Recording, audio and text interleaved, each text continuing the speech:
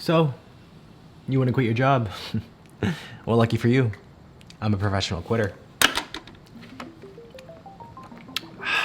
Hey friends, Vincent here, and Hey friends, Vincent here, and today I want to...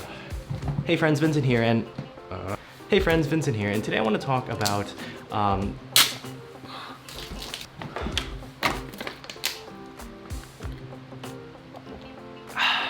Hey friends, Vincent here, and I felt like it would be irresponsible of me to not make this video after I made this one where I explained why I quit my job. It recently started getting a ton of views because, well, I guess y'all a bunch of quitters, but don't worry, I still love all you, #quitters for life. I did get a little bit worried though from comments like these because the last thing I want to do is lead you guys down the wrong path or imply that everyone should quit on a whim. In the video, I mentioned that I've been working for several years already, and during that time period, I did some very key strategic things that allowed me to quit. So let's talk about the 2 signs that could mean that it might be time for you to quit your job, and the strategic things that I did and that you should do before you even think about quitting. There's a huge problem in today's entrepreneurial society, and it's about what entrepreneurs don't like to talk about. They like talking about taking life-threatening risk, starting a company, making $2 million, but chances are that's not the whole story.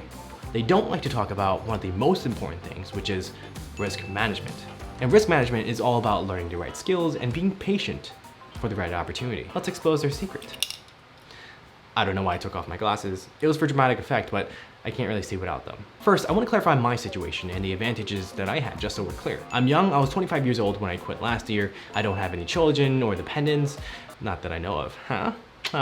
I'm just kidding. This means that if I lost everything, I would still have time. I would still have enough time to rebuild, and I could afford to take the risk now. I've been working since high school, and I've always been super frugal. I was super financially savvy, so I saved most of the money I earned. And I've only recently let myself buy anything other than the dollar menu off of McDonald's. I started investing the money that I earned from working since I was a teenager, so my money and my savings grew over time.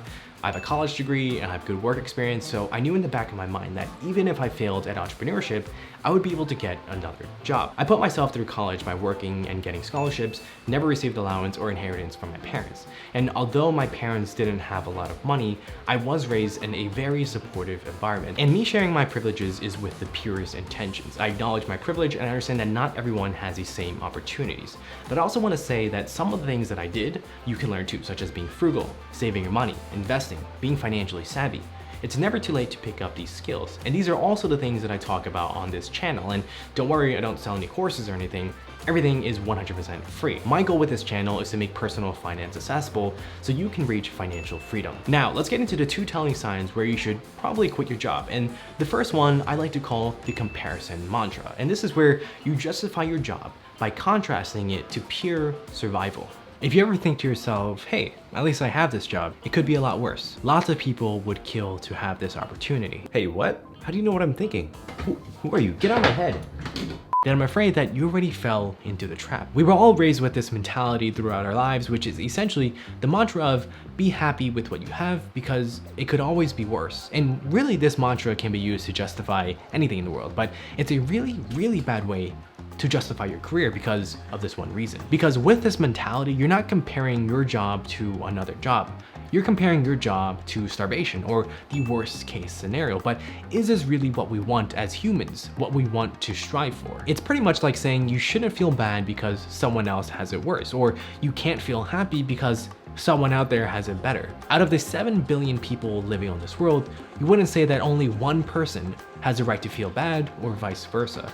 It's also a really, really poor mindset to have to derive some sort of comfort from the notion that someone else is having a worse time than you. And yes, I acknowledge that this is coming from a position of privilege and only applies after we have our most basic needs met, such as food, water, safety, and security. I'm personally also a huge believer in change and improvement. Ask yourself, why should you settle for good enough when you can strive for something more, something greater?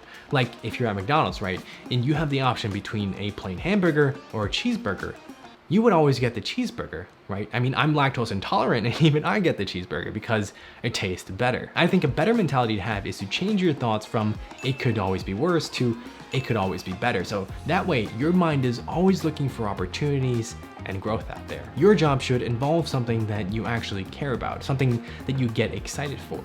So when you make this comparison, it's a telling sign because you, as a person with such complex experiences, conditions, and thoughts, you deserve more than just a job where your justification is about survival. The next sign I call toxic impact. I don't mean toxic like a coworker whose name starts with the letter K who always farts after he orders Taco Bell every single Wednesday, even though he knows damn well that he's staking out the place and there's already really poor ventilation in the office.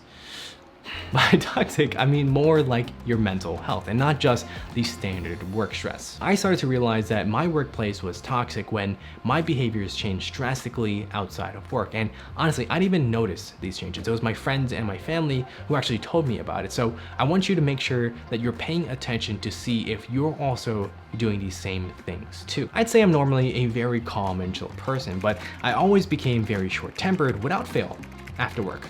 Once I leave the office, I have no energy left because I get so drained every single day. I become easily irritable and I just want to be left alone. And I started picking up this really, really bad habit, really making those really deep, heavy sighs. You know the ones that I'm talking about, the and then you expel it. You expel it.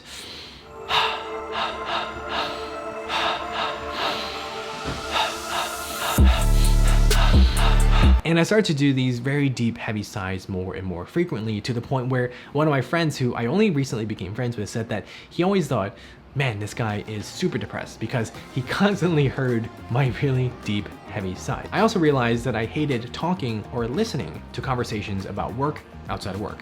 If someone asked me how work was going outside of work, I would just say fine and try to change the topic. And I think it's because I cherished what little time and freedom that I had outside the office. And those few hours that I had, I didn't want to ruin it by making my mind think about work. It was a desperate attempt to, I don't know, maybe balance my work-life balance even though it was already non-existent. And there's a bunch more signs that I experienced, but I don't think you'd be interested in watching a 6-hour-long video. Now, I do want to say that I didn't hate my coworkers, I didn't hate my employers, I did have a good job, I got paid well, I had decent benefits, but that was pretty much it. It was all superficial, surface level stuff. Some people can get their grind because the end goal is worth it for them, such as getting promoted, getting a bonus, getting some recognition, employee of the month or something, but honestly, I couldn't care less about those things. I had no desire to climb the ranks or join the corporate ladder, and I didn't really care if I didn't make a ton of money. I don't want a fancy car, I don't want a big house. I can get by with just enough. I just want to be able to do meaningful work and have the time to live my life, to spend time with my friends, hang out with my parents who are getting older every single day. I want to be able to wake up excited about what I can accomplish that day and not wake up with dread, looking at emails that came in the night before and stressing about what is going to be in the office when I get there. If this resonates with you, then I'm glad. But before you even continue thinking about quitting, make sure you listen to the strategic moves that I made that you should also do. And remember, just because I quit, doesn't mean that you should do it too. Just like your mom used to say, if your best friend jumped off a cliff, would you jump too? Not that I'm saying I'm your best friend, well, unless you want to be, then we can make it work out. But I also appreciate if you turn that like button into a beautiful blue. Also, leave a comment down below, what's the reasons that you want to quit your job? The first strategic thing I did was ask myself, am I running away from something or towards something? For me, I've been building businesses all the way since middle school, and it's surprising because I've always been this nervous, shy kid with big glasses, a terrible haircut, and a lot of acne. And despite all these nerdy personality features and traits, which are all beautiful by the way, I was still a terrible student. But in high school, I started to get more confident, I started working harder, started studying more, and high school was also the time when I started one of my first most successful businesses, a clothing business where I made really funny designs, I printed them on clothes, and I sold them to people in my school. Since then, the entrepreneurial mindset stuck in me. And since then, I started expanding into working on more digital projects. The reason I share this is because I quit my job because I was running towards something, to continue working on my projects and on my dreams, and here we are. This is it. This is the YouTube channel in this box. But for you, it doesn't have to be about starting a business. You could be running towards another job. But I do want to stress this distinction between running from versus running towards, because it's proper risk management to be able to have a goal in mind, your next step. Because quitting isn't just about running away, it's about moving forward. It's about moving forward to something. It's a path that opens opportunities, so focus your attention on the future. Don't waste time and energy pushing the job you don't want away. Instead, use your time and energy to pull the job you do want towards you. The second thing I ask myself is, can I financially afford to quit. And quite frankly, this is gonna be one of the most important aspects and also one of the biggest reasons that prevents people from quitting. One of my life mottos is hope for the best, but prepare for the worst. If your plan to quit your next steps, it doesn't work out, you need to have a good enough safety cushion or an emergency fund that can catch you when you fall. It's a smart thing to have, and this is risk management 101. The higher the cliff you jump off of, the greater the chance you will die when you land. I personally recommend everyone to have at least 12 months worth of living expenses saved up, and it doesn't have to be all in cash. It could be in liquid accounts such as CDs, brokerage accounts, just something that you can access if the worst case, knock on wood, happens. But also, it isn't just a matter of saving money. You also want to be open to changing your lifestyle to reduce your expenses so you can have a higher margin of safety. Consider incremental changes: a cheaper apartment, a less expensive car, eat out for fewer meals, and basically the more things that you can cut out, the further your savings will go, where the same amount of money that you required for 12 months can maybe now last perhaps twice as long, and it can give you more breathing room and will ultimately allow you to get more orders of cheeseburgers instead of regular hamburgers. One really big thing that I found helpful is to make sure that you're not doing this alone. You should also chat with other people who are going through similar situations so that you can have some sort of support network. No matter how prepared you think you are, there's always going to be some events or some instances that you didn't consider. And that's where having someone or talking to someone who has experienced similar things come in handy. And if you want to just chat, you can feel free to message me on Instagram. I'm happy to help out as much as I can. Last but not least, it would also be ideal if you had more than one stream of income already established, which would make quitting a job a lot easier to handle. And this could come in the form of a side hustle like driving for Uber, driving for DoorDash, or investment income, because then your safety net can again be stretched until you have a greater mainstream of income. If you do want to see some of my income sources that I've been building for years before I quit my job, this video right here is going to teach you that, as well as give you some 2 tips and words of advice that I learned along the way.